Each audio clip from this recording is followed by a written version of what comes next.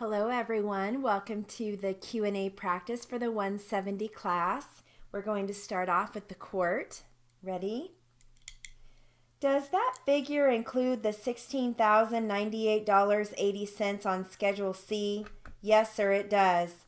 Well then, is $59,669.44 the total cost or the total loss? It is the total loss. Rather than the $75,000 plus as alleged in your cross complaint? Yes, sir. I have nothing further at this time, Your Honor. Very well, Mrs. Delaney. Mr. De Salvo, I am referring now to a document entitled Answers to Interrogatories dated August 15, 2013. This was the loss as originally computed, I believe. Is that correct? Yes, ma'am.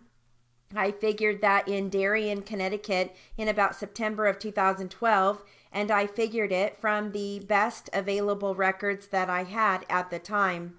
And although this document was apparently verified by Mr. Chamberlain, it was from information that you had furnished to him. Is that correct? Yes, ma'am. Now, obviously, there are some changes on it because the figures now, rather than $75,000 plus, it says $59,000 plus. Is that correct? Yes.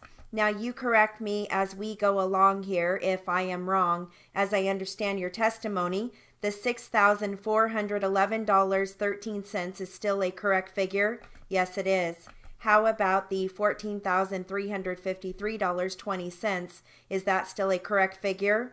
I don't know. I have got $13,353.20, and the last 5 digits are 6 of the 7 digits are the same. I don't know whether this is a 13 or 14.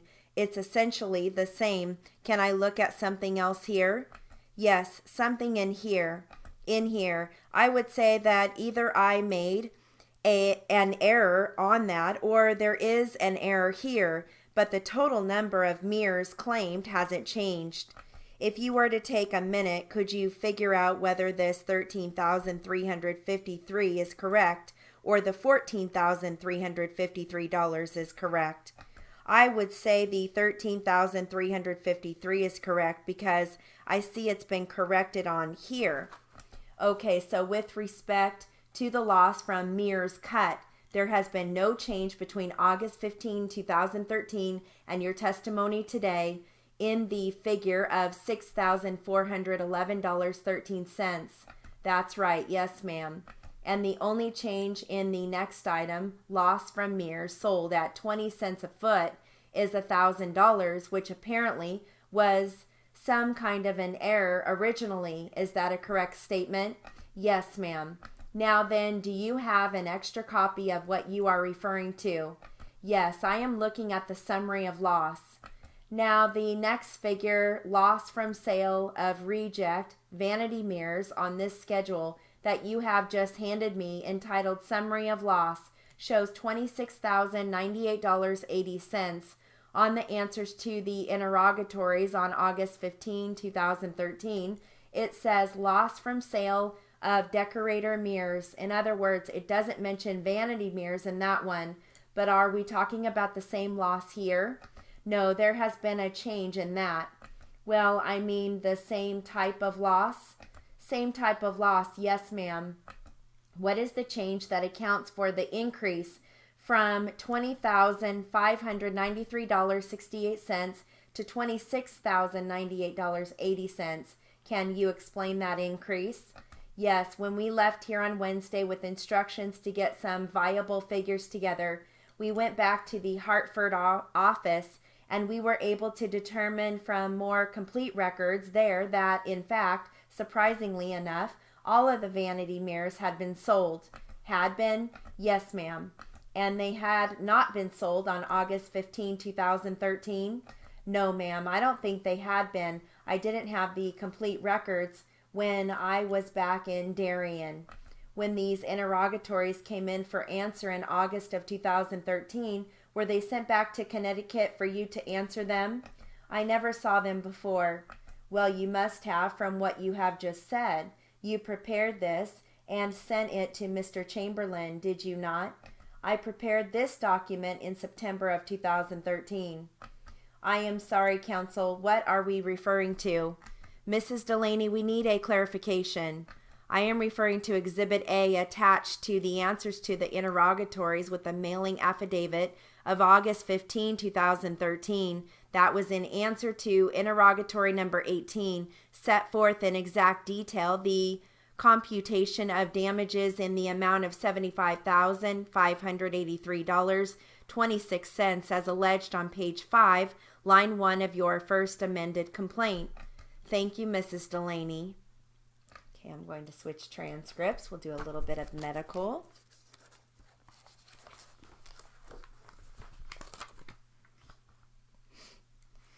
Here we go. Now, is it your opinion that someone who really has this difficulty, can you distinguish whether or not they are deliberately lying or deliberately forgetting something? I think only within the realm of probability. In your experience, have you developed any skills or any special skill in ascertaining this area of probability, whether or not it would be more probable or not that they are actually recalling what they actually can recall?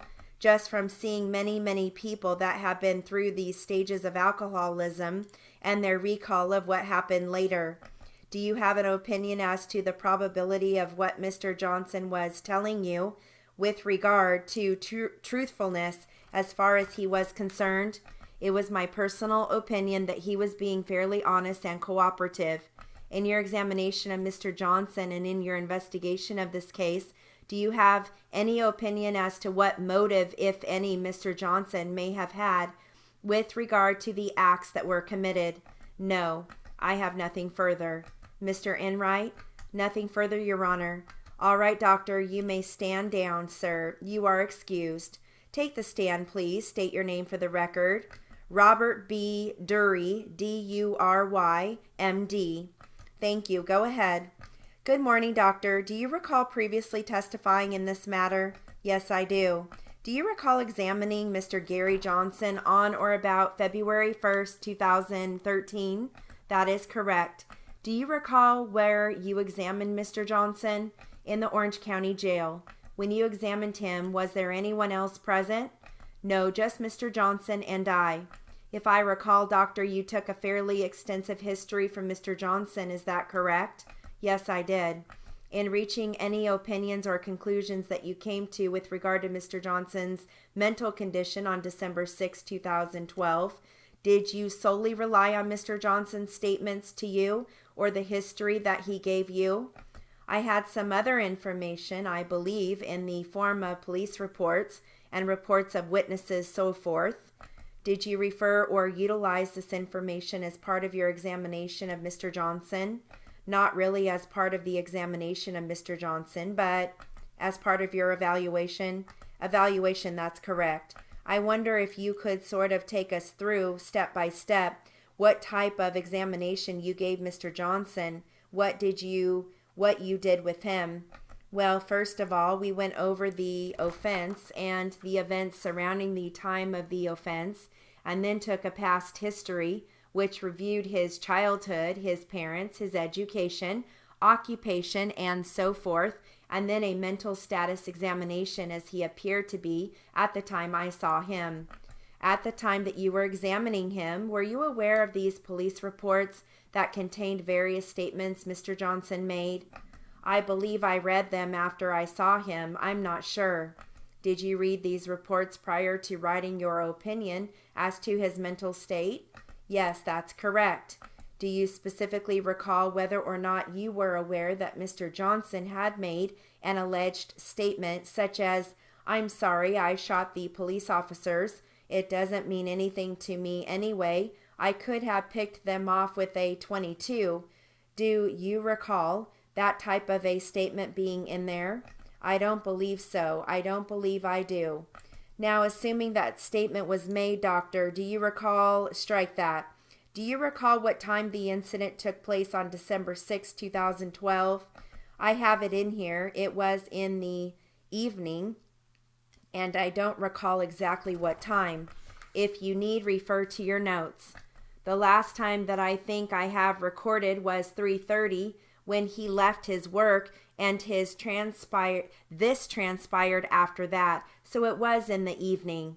If I can give you a hypothetical, doctor, that the shooting, the killing, and the shooting into the dwelling home occurs approximately at 3:30, then thereafter the statement, "I'm sorry I shot the officers out there. It doesn't mean anything to me anyway. I just shot." The way all the officers were walking around, I could have shot them with a .22 rifle. Now, assuming hypothetically, of course, that statement was made by Mr. Johnson an hour after this incident took place, would your knowledge of him asking or making that statement change your opinion as to his mental state at the time of the incident? I don't think it would. Now, prior to your making out your report, were you aware of the consequence or sequence of events that took place on this evening or this early morning hour of December 6, 2012, as he described them to me? And did you refer to any other police reports that sort of corroborated what he said? I think there were indications in the police report that would substantiate basically what he said. Now, with telling or without telling us what your opinion is as a result of your examination and investigation and all the facts that you could get with regard to the shooting and the killing of a police officer and also firing at a police officer, were you able to arrive at an opinion as to Mr. Johnson's mental condition? I did arrive at an opinion. Okay, that concludes our Q&A practice for the 170 class.